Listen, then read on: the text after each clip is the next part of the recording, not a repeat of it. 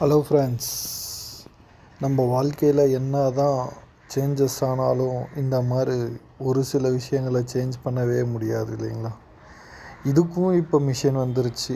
ஆனாலும் இப்போவும் வில்லேஜ் சைடில் ஒரு சிலர் மட்டும்தான் இப்போ இந்த மாதிரி கையில் மண்பாண்டம் செஞ்சுட்டு வராங்க. ஸோ இந்த மண்பாண்டம் பார்க்கும்போது நம்மளுடைய சின்ன வயசு ஞாபகம் மீண்டும் வரும்.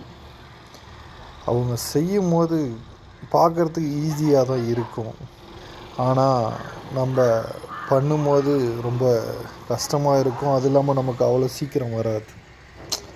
ஸோ அதனால் இன்றைக்கி பார்த்த புதிய விஷயம், மெமரி வில் பேக்.